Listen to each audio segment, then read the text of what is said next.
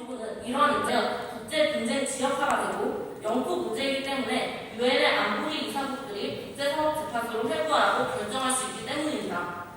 또한 분쟁 지역화 되게 된다면 제3국들의 개입도 배제할 수 없습니다.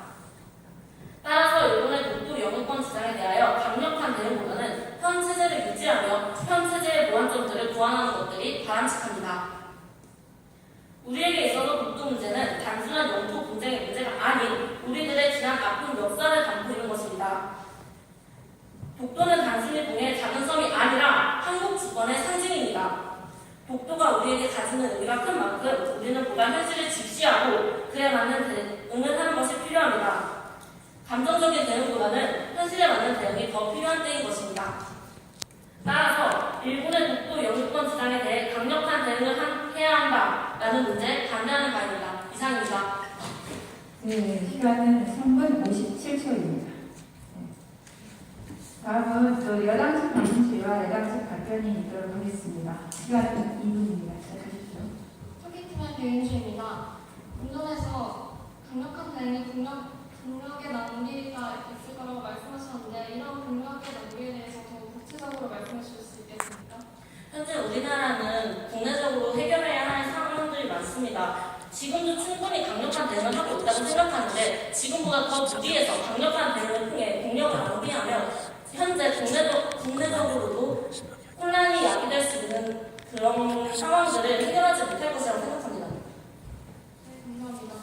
터키팀의 유지원입니다. 앞서 인원을 하실 때 강력한 항의를 하는 것은 국력 낭비이며 일본의 주장은 억지 주장이다라고 말씀하셨는데 맞습니까? 네, 맞습니다. 하지만 저희가 생각했을 때 일본은 현재 적극적이고 세계적인 홍보를 펼치고 있기 때문에 아무리 독도가 명백한 우리나라 영토임에도 불구하고 일본의 억지 주장에 의해 독도가 일본 땅이라는 세계적인 인식이 고착화된다면 그는 독도를 결국 뺏길 수 있는 위험이 있기 때문에 저희는 강력한 항의를 해야 한다고 생각하는데 이에 대해서는 어떻게 생각하십니까? 물론 일본의 억지 주장에 대해 우리나라에서 정부적 차원에서의 대응은 당연한 것이라고 생각합니다. 하지만 현재도 정부적 차원에서 홍보와 대응은 충분히 하고 있습니다. 따라서 더욱 강력한 대응을 하는 것은 무리라고 생각합니다.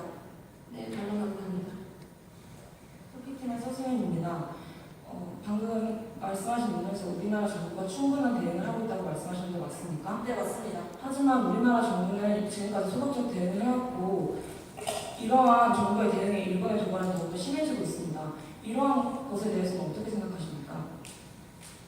영토 분쟁 문제에 대해서 우리가 소극적으로 보이는 듯한 것은 독도를 분쟁 지역화하려는 일본의 의도를 말살하려는 것입니다. 따라서 현재의 대응이 적절하다고 보고 있습니다.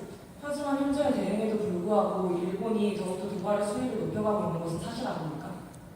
하지만 현재 대응을 좀 더 보완하는 쪽으로 이 문제를 해결해야 하지 강력한 대응을 통해서 우리나라의 상황이 여의치 않은데 강력한 대응을 하는 것은 무리라고 생각합니다.